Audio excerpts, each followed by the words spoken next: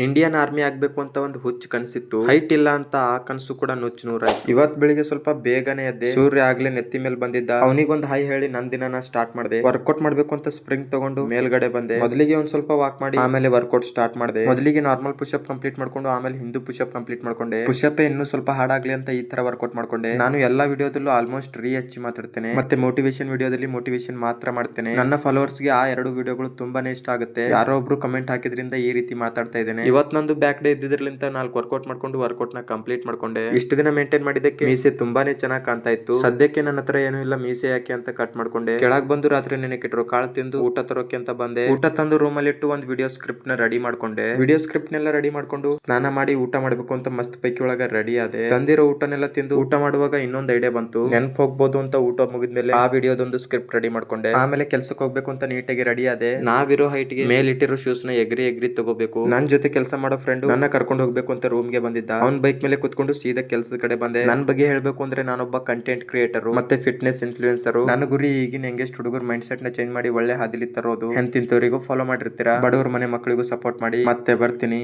Ram Ram, Jai Shriram.